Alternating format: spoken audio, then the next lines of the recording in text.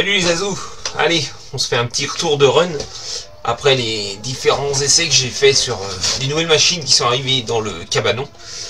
Donc, en nouvelle arrivée, on a eu le Cross RC, on a eu le Baja 5B Flux. Il y a une autre machine, à l'heure actuelle vous aurez vu sûrement l'essai et l'unboxing. Mais on va commencer par le Baja, parce que le Baja c'est assez rapide. Comme Mani il a fait dans ses essais, moi j'ai fait d'abord, vous avez le premier essai en vitesse, c'est très correct. En roulant cool on arrive à faire quand même une vingtaine de minutes en prairie, malgré qu'on met quand même des gaz. On a bien le bruit de la couronne qui vient frotter sur le carter plastique de transmission. Après, ça le fait. Donc j'ai passé un pack à la prairie. Ensuite j'ai passé deux autres packs que vous n'avez pas vu. Je les ai filmés, je vais peut-être les mettre à la plage. Donc j'ai passé deux packs. Tranquille, pareil. Nickel. Bon, j'ai eu juste le souci, c'est le cache. Le cache à batterie qui saute. Quand tu fais un saut, il se déclipse très facilement. Moi j'ai remédié. Le problème,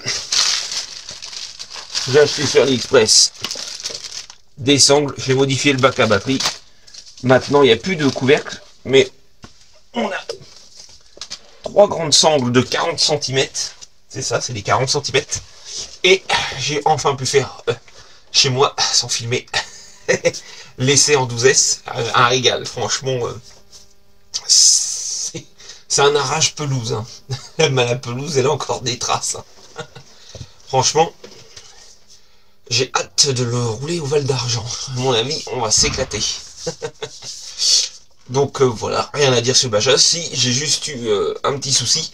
Le putain de clips G, on va dire type G que je vais appeler, et ben il y en a un qui s'était déclipsé, du coup l'amortisseur il a fui, il pompait. Mais tout ça va, comme il y avait vous aviez soufflé d'amorto, bah tout est resté dedans, j'ai pu tout remonter, et puis bah c'est parti, roule.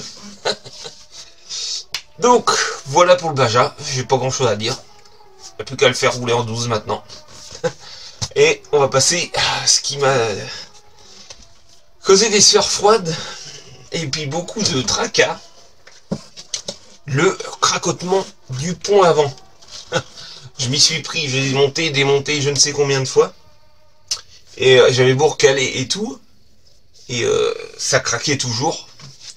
Donc ce que j'ai fait, j'ai réussi à récupérer deux couronnes pignons d'attaque de Obitech EPX2, important parce que c'est plus maintenant les mêmes. Donc couple conique légèrement hélicoïdaux, et ben tu vas rire ou pas, ben, ça monte dessus. Mais quand je te dis ça monte dessus, tu as rien à faire. Hein. C'est pile de poils, ça va, mais aux petits oignons. Et franchement, ça a l'air même mieux que la denture droite d'origine. Donc j'ai installé ça à l'avant, à l'arrière. À l'arrière, je monte ça, voilà, nickel. L'avant, pareil. J'ai presque pas eu besoin de caler. Franchement, j'ai juste mis une rondelle de chime là-dessus à l'avant. À l'arrière, j'ai pas chimé. Ça m'a l'air vraiment nickel. Donc l'ajustement peut-être même meilleur que le truc d'origine. Ça, on peut le souligner quand même. Et donc je monte. Je fais un essai dans ma cour. Je dis, oh, ça a pas l'air de craquer. Je mets un coup de frein. Je fais, putain, c'est pas possible. Oh, j'en ai marre, je fais j'en ai marre. Alors, je redémonte, j'ai démonté au moins 2-3 fois. Puis d'un moment, j'essaye. Toi, je le mets comme tu as deux pour verrouiller ton diff, donc je mets les clamps du diff. De toute façon, je vais te mettre une photo à côté. Tu vas avoir une photo par là avec ce que je veux t'expliquer. Donc, et j'ai fait tourner comme ça. Et en fait, la couronne, elle faisait ça. Elle avait un voilage. Je dis merde. Je dis putain, comment ça se fait la couronne qu'elle soit voilée alors que dans l'Obitech ça craquait pas. Je dis merde, c'est bizarre. Alors j'ouvre. Puis je dis est-ce que ça se trouve le carter de diff a eu un petit défaut, Donc je mets le papier de verre. Hop. Surface plate pour enlever l'anodisation pour vraiment que ce soit plat, lisse. Je remets la couronne que j'ai là. Je remets la couronne d'origine dessus. Sans le joint. Je précise sans joint comme ça. Je serre, je mets juste deux vis. Je remets dans mes clamps. Nickel, ça tourne droit. Je dis bon bah, ça doit être ça devait être le carter de diff. Ok, hop. Je remonte. Je remonte la couronne Obitech avec le joint d'origine. D'origine du CrossRC. Je remonte, je serre, putain. Je suis éteint, mais c'est pas possible. Je suis maudit ou quoi? C'est quoi ce bordel? Ah, je réessaye la couronne Obitech, mais là j'enlève le joint. Là je remonte, de où? Bah là, nickel. Je dis putain, le défaut c'est le joint. Je retourne le joint, j'avais pas vu. Le joint d'origine qui est comme ceci. Donc tu vois. Et comme c'est prémonté, tu ne regardes pas. Et bien sur la chaîne de montage, il y a dû y avoir deux joints qui se sont superposés juste ici, coupés. Et donc en fait, sur une des pattes, tu avais double épaisseur de joint. Donc tu crées une surépaisseur à un petit endroit. Ce qui faisait que ta couronne avait un voilage. Donc en fait le problème c'était juste le joint en fait. Mais tu vois comme quoi bah, prémonté, tu as pas vu, surtout qu'en plus la surépaisseur elle était côté couronne donc tu ne pouvais pas la voir. Donc bah, je te dis j'ai passé du temps juste pour ça franchement. Je fais putain les boules juste pour un joint quoi. Je l'ai en photo aussi, je te le ferai voir tout ça, t'auras tout vu tout ça. Mais j'ai halluciné quoi, juste pour un joint j'ai failli tout niquer quoi. Du coup bah c'est pas grave moi. J'ai les deux couronnes d'origine neuve. Entre temps moi j'avais peur que j'avais cassé. Du coup j'avais recommandé une couronne neuve, t'as vu? Sur AliExpress. T'as vu? C'est pas les mêmes couleurs. Et aussi la différence que j'ai reçue d'origine, tu vois. Tu as ton axe comme ça. Et tu as un petit carré. Hop. Ah attends, je t'allume. Ah, si tu allumes pas la max. Là. Tu as un petit carré en fait. Et ça vient se clipser avec une vis. Hop. Et ça donne ça. Et celui que j'ai reçu, tu n'as plus ce système là. C'est directement dessus. Et en fait, ce qui change avec le pignon d'attaque Obitech que j'ai mis, c'est que là tu vois, tu es rond. Avec un trou pour faire passer un axe. Le Obitech, tu as juste un méplat avec une petite bordure. Et en fait, tu ne peux pas mettre un axe qui traverse. Tu mets juste un goujon qui vient en appui comme un pignon moteur. Donc j'ai mis ça. Et puis bah ça va nickel. C'est juste ça la différence. Et du coup, bah, j'ai pas été bête. Des diffs Obitech, j'ai gardé tout. Parce que je crois que même les planétaires, tout monte dessus. Donc, hein, comme quoi, hein, on peut presque dire que toutes les machines sortent de pas 50 usines. Hein, il ne doit pas en avoir beaucoup. Donc, voilà, j'ai réglé enfin le problème du CrossRC. Là, j'ai refait un essai ce soir, tout va bien. Enfin, j'ai même fait plusieurs essais dans ma cour. Et franchement, c'est un régal cette machine. Je la kiffe. Je crois que j'ai enfin trouvé mon compromis véhicule de franchissement. En 2, j'ai une bonne vitesse avec le 4S et le combo qui est vraiment génial. Ça lui va vraiment bien. Et tu vois, j'ai refait les huiles. Donc avant là j'ai remis de la 3000 je crois ou 2000. Et là en fait j'ai mis de la 100 parce que du coup tu as vraiment cette sensation de lourdeur. Tu vois comme si il venait se poser. C'est vraiment bien. Et à rouler c'est vraiment réaliste. Tu as vraiment le pont. Toi ta voiture qui bouge à peine et le pont qui travaille vraiment comme ça sur les petites ornières. C'est vraiment beau à voir. T'as vu, ouais, j'ai refait une déco. Rockstar maintenant. C'est plus Monster, ça lui va bien Rockstar. Donc voilà. Un vrai régal, franchement. Il y a des bonnes capacités de franchissement. J'ai même mis le faux treuil. Enfin, j'ai mis un vrai truc qui est pas branché avec le. Tu vois, avec le crochet qui tournait. J'ai refait la calandre jaune. Je trouve que ça lui va bien. Ça fait un beau petit look. Là, ce que j'ai fait aussi, j'ai commandé. Donc les barres stables sont commandées, elles vont arriver. On fera peut-être la petite vidéo montage. Et là, ce qui va être intéressant avec les barres stables, ça va être en 2. Quand tu vas aller plus vite, il va moins se virer. Et quand je vais être sur une pente comme ça, avec le dévers, et ben il va moins se retourner. Normalement, on devrait sentir la différence, ça devrait être vraiment bien. Franchement, j'ai hâte de les recevoir. J'ai commandé aussi un récepteur d'ivoire pour avoir plus de fonctionnalités. Donc, ça, c'est fait pour le CrossRC. Ensuite, on va passer à la troisième machine, tant qu'à faire, on va en parler. Et ben la troisième machine, donc la Team Asso, que j'ai roulé, j'ai filmé en gros qu'un pack. Alors, je pense que j'ai du réglage à faire dessus. Honnêtement, je le dis. Hein. Je pense, si on veut vraiment s'en servir comme piste, il y a du réglage à faire dessus. Le combo, moi je l'ai changé. Parce que je pense que même le moteur c'est un Castle, je suis pas sûr. Je ne l'aime pas trop. En plus, j'ai rien pour régler le Castle. Donc ce que j'ai fait, moi j'ai mis un Max. Prochain essai, ce sera avec ça.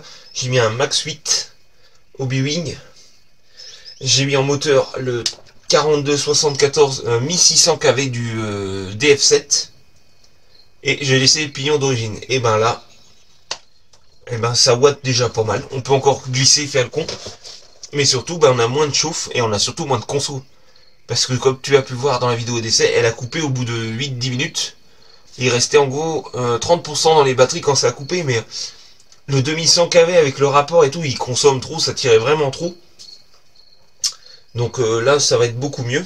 Pareil, le cerveau, je le trouve un peu lent. Pour une piste, il faut quand même que ça réagisse. Donc moi, j'ai encore commandé un œuf mode 25 kg brushless. Donc ça devrait être beaucoup mieux pour elle. Surtout que j'ai mis le bec en 7.4. Les pneus, les pneus ils vont être durables parce qu'ils sont vraiment très durs. Ils ont vraiment été conçus, on va dire, pour faire le con. Ils sont durs. Si tu veux faire des belles courbes, des belles trajectoires et de la belle ligne droite, ils sont très durs à mener. Parce que ouais, la gomme est vraiment dure. Par contre, pour drifter, faire du gymkhana, on va dire, et ben ils sont excellents quoi. Donc je pense que on devrait avoir une durée de vie de ces pneus qui devrait vraiment être intéressante. Mais par contre, si tu veux faire de la pure piste avec elle, et ben moi, à mon avis, c'est pas la. Il faut que tu changes les pneus. Je pense qu'il faut que tu changes les pneus, ça va vraiment pas. Et j'en ai commandé aussi. AliExpress, réplique Arma des boots. Ouais, c'est des boots. On va voir ce qu'il donne. Le velcro, par contre, de côté, il tient quand même pas terrible. Hein. Là, il est encore décollé. Je pense que... Ouais, je pense que je vais être obligé de mettre du mien. J'ai du Tesa. Tesa ou Tesa, je sais plus comment on dit. Et qui devrait mieux tenir. Mais sinon, après, de la caisse, ça va pas mal. Ça va pas mal. Mais comme je te dis, l'électro, je ne l'aime pas, hein, franchement. Enfin, après, c'est chacun ses goûts. Je pense que si tu... Non, je vais te dire, même le moteur, non, ça va pas trop. Parce que le 2100 kV, je crois que t'es en pignon de 13 ou 14. Tu peux pas mettre plus petit. Hein. T'es en butée de réglage, tu peux mettre plus grand.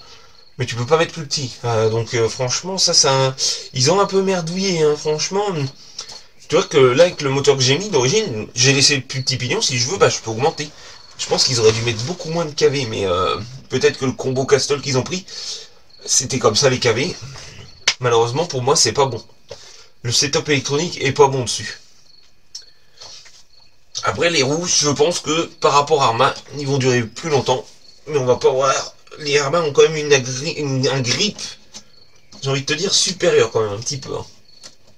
Je remets les stickers en même temps. Mais bon, après, c'est à voir dans le temps ce que ça va donner, la machine. De toute façon, ouais, au SAM 68, faudra pas ces... Pardon. Il faudra pas ces roues-là, parce que ça va pas le faire. Hein. Donc, on verra ce que donnent les pneus, les roues Ali, parce que 24 € les 4. En taille. Parce que hein, c'est du 107 mm les roues d'origine. Et là, ça va être du 105, donc je vais perdre 2 mm. Ça va être ridicule, 2 ou 1 mm que je vais perdre. Donc ça va pas du tout se voir. Qu'est-ce qu'on a d'autre comme engin à tester prochainement? Et ben la Trail qui va arriver, je vais pouvoir essayer le Rift avec le Fusion 1800 kV. On va voir ce que ça donne. On va filmer ça et puis on va voir ce que ça donne. Le petit Savage XS, j'ai fait un essai de moteur. Ça me convient pas, donc ce que je vais faire, je vais remettre le 4000 kV d'origine, parce que c'est pas un 3650, c'est pas un 3660 non plus, enfin 50, 52 ou 50, et c'est un 3658, c'est une taille vraiment à la con, on va le dire. Du coup, je vais laisser le moteur. Par contre, ce que j'ai fait, j'ai commandé la couronne option, parce que d'origine on est en 32 54 je crois. Parce qu'en fait, c'est une couronne à double étagement. Donc tu es en 32-54, je crois, d'origine. Un truc comme ça. Et là, je vais être en 32-60. Et du coup, je vais pouvoir mettre le pignon de 24. Parce que là, on est en pignon de 28. Donc là, franchement, je pense que le moteur va moins chauffer. Et on va préserver la mécanique. C'est soi-disant le pignon option pour mettre rouler en 3S. Moi, je pense qu'il continuera à rouler en 2S comme ça. Je pense que il aura encore suffisamment la pêche. Donc, voilà les amis, les retours pour le moment des nouvelles machines. L'USA One, on l'a réparé, j'étais juste des vis à remettre. Mon Sledge, c'était le pignon moteur qui était cassé, on l'a remis. Les Savage, j'ai roulé ce week-end le week-end que je vous fais la vidéo. J'ai roulé avec en BMX, non même pas, terrain de skatepark. Un skatepark avec un gros bol. Bon, on a fait que du bol avec les beaux-frères, on s'est éclaté franchement. Non, t'as fait des sauts mon pote. Ah, le Savage, il est tombé un angle en béton comme ça, là. Blam, le châssis comme ça. Rien du tout, j'ai dit impeccable, mais j'ai eu peur quand même, c'est le coup. Mais ouais, les Savage, j'ai rien cassé du tout. J'ai vidé tous mes accus avec. Je me suis régalé, backflip, double backflip et tout, nickel. J'aurais peut-être dû filmer parce que c'était quand même pas mal, on s'est bien éclaté. J'ai même failli atterrir dans le panier de basket qui était à l'opposé. Mais on a bien rigolé, franchement. Les gamins, ils étaient super contents et tout. Ah bah on a fait le show, on a fait le spectacle. Hein. Mais ouais, rien de cassé. La promoto, là j'attends le bras alu. Et après, dès qu'il est monté, elle part chez Croc. Et Croc, il me la redonne au Val d'Argent. Donc comme ça, il va pouvoir la tester. Et puis bah voilà, j'ai, vous le savez pas, mais j'ai acheté donc le UFRC Growler à Coubiac. J'avais fait une vidéo unbox, je l'ai supprimé sans le faire exprès. Donc j'ai le Growler qui est juste là. Mais je l'ai essayé, franchement, c'est pato, c'est lourdeau, franchement, j'ai le Baja. Le Growler, il va plus rouler. À mon avis, ce qu'on va faire, le Growler, on va récupérer tout l'électro. Et vraiment le roller, je pense le Bon Coin, mais à un petit prix, mais genre 50 balles, histoire que de dégager, quoi, si c'est pour dépanner quelqu'un. Voilà, il va partir, je pense, à 50 balles, mais on va garder tout l'électro. Et puis bah voilà.